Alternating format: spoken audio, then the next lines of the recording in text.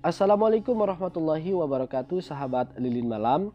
Kali ini Mimin akan menyajikan kisah para nabi di negeri Mesir. Karena begitu banyak para nabi datang ke negeri ini, hingga Mesir disebut negeri Anbiya. Selain itu, Mesir juga disebut sebagai negeri Kinana. Kalau kita definisikan, negeri Mesir adalah negeri Kinana, maka negeri ini adalah tempat tersimpannya busur-busur panah.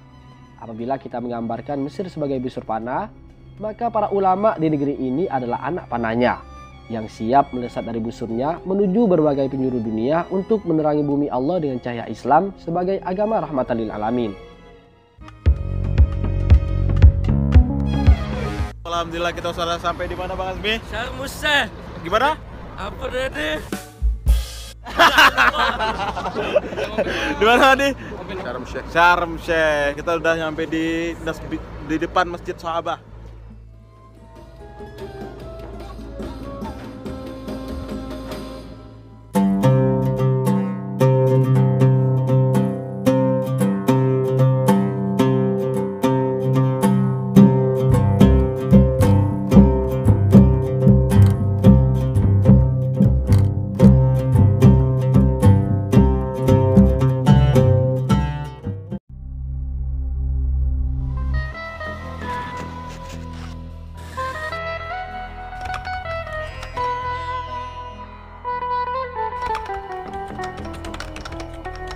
Bisikan sejarah.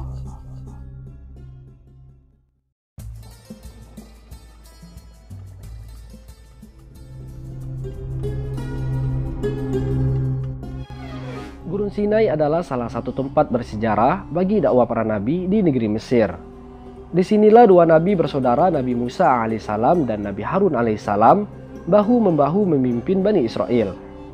Semenanjung Gurun Sinai menghabiskan waktu perjalanan sekitar 9 hingga 10 jam dari kota Kairo, Mesir.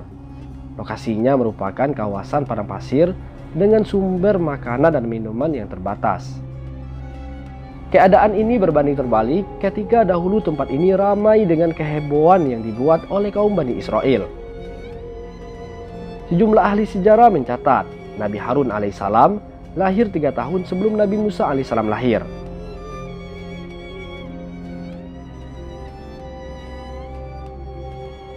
Kami harus mendaki di bukit kecil di tengah angin yang sangat dingin untuk mencapai makom Nabi Harun alaihissalam. Makom Nabi Harun alaihissalam terletak di lokasi yang hening dan sepi di atas bukit. Nabi Harun diangkat menjadi nabi atas permintaan sang adik Nabi Musa alaihissalam yang membutuhkan bantuan saat menghadapi Firaun.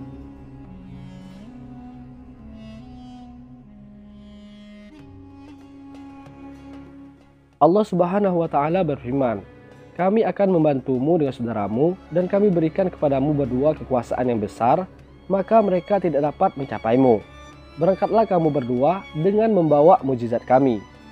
Kamu berdua dan orang yang mengikuti kamu lah yang akan menang." Quran Al-Qasas ayat 35.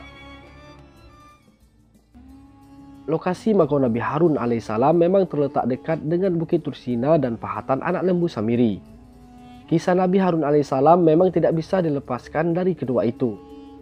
Saat Nabi Musa alaihissalam berangkat ke Bukit Tursina, Nabi Harunlah diperintahkan untuk menjaga kaum Bani Israel agar tetap bertakwa kepada Allah Subhanahu wa Ta'ala. Ketiadaan Nabi Musa alaihissalam di tengah kaum Bani Israel dimanfaatkan oleh Samiri. Atas asutan Samiri, kaum Bani Israel menciptakan dan menyembah patung sapi yang bisa berbicara bila terkena angin. Kaum Bani Israel juga melakukan pesta besar dan melanggar perintah Nabi Musa alaihissalam. Letakkan pahatan anak lembu ini hanya berjarak ratusan meter dari makom Nabi Harun alaihissalam. Namun untuk mencapainya diperlukan sedikit usaha karena posisinya cukup tinggi. Setelah saya berhasil mendekati pahatan dan memperhatikan lebih dekat, pahatan ini tanpa alami dan bentuknya memang mirip menyerupai anak lembu.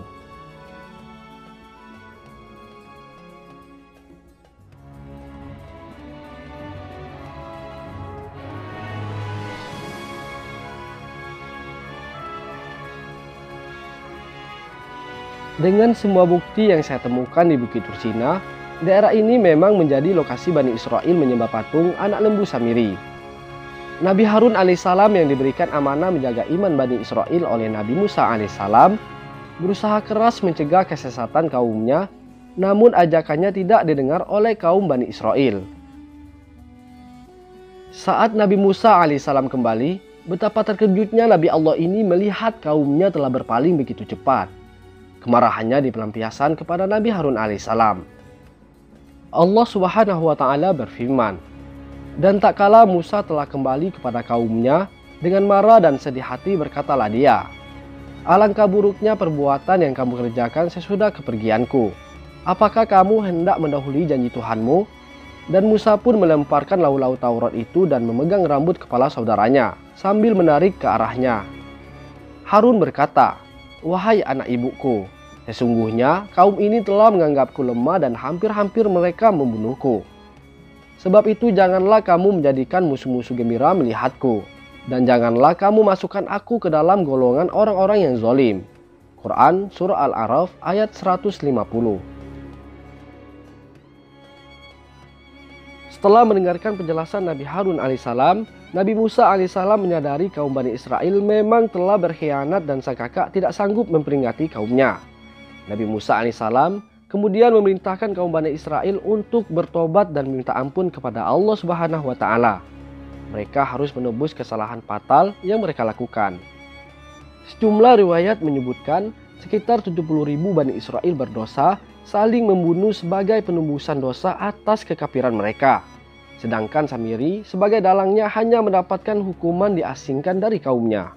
Sejak keputusan Nabi Musa alaihissalam, Samiri meninggalkan kaumnya dan tidak satu orang pun yang mengajaknya bicara. Sahabat Lilin Malam, Nabi Harun wafat diperkirakan sebelum usia 120 tahun. Nabi mulia ini lebih dulu wafat sebelum sang adik Nabi Musa alaihissalam. Mudah-mudahan sahabat Lilin Malam yang sedang menyaksikan video ini, Allah berikan keturunannya, sanak pemilihnya, keluarganya soleh dan soleha, dan bisa berziarah ke makom para nabi dan para ulama yang ada di negeri Mesir ini. Jika terdapat kesalahan, saya mohon maaf sebesar-besarnya. Saya sebagai narator undur diri. Wallahul muwaffiq ila aqwamit thoriq. Wassalamualaikum warahmatullahi wabarakatuh.